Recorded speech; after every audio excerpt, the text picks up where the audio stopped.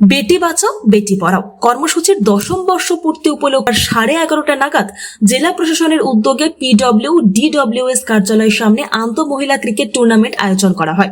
উপস্থিত ছিলেন জেলা পরিষদের সভাধিপতি দীপক দত্ত, জেলা শাসক ও সমাহর্তা স্মৃতা মল, MS জেলা পুলিশ সুপার অশোক কুমার সিনহা, অতিরিক্ত জেলা শাসক প্রদীপ কুমার, হেমন্ত দেব বর্মন, PP সিনিয়র অতিরিক্ত জেলা শাসক ও সমাহর্তা যোগেশ রিয়া, জেলা তথ্য সংস্কৃতি দপ্তরের অ্যাসিস্ট্যান্ট ডিরেক্টর প্রমোদ আচার্য প্রদীপ প্রজ্বলন করে অন্ত মহিলা ক্রিকেট টুর্নামেন্টের সূচনা করেন অতিথিরা।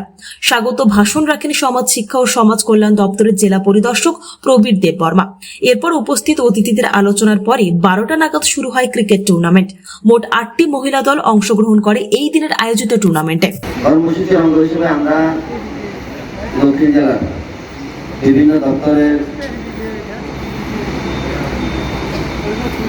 যারা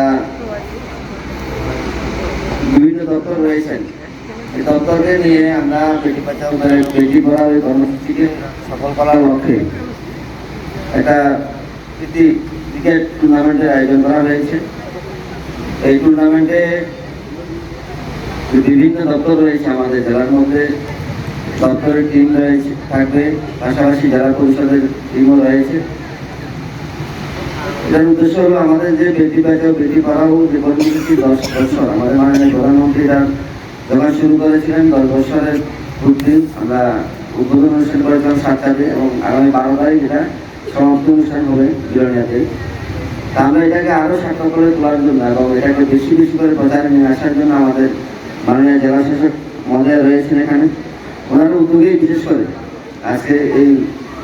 আর আরেকটা জিনিস হলো আমাদের আগামী 8 তারিখ আন্তর্জাতিক মহিলা দিবস, ওইটাকে সামনে রেখে আমরা এই পাশাপাশি বেটি বাঁচাও বেটি পড়াও কর্মসূচিকে যাতে আরও সতর্কভাবে রূপ দেওয়া যায়, আরও মানুষের কাছে পৌঁছানো যায়, এই লক্ষ্যেই বিশেষ করে আজকের একটি ম্যাচ আজকে থেকে শুরু হচ্ছে। এখানে মহিলাদের টিমও থাকবে, পাশাপাশি পুরুষ যারা রয়েছে বিভিন্ন দপ্তরে তাদের পক্ষ থেকেও টিম রয়েছে।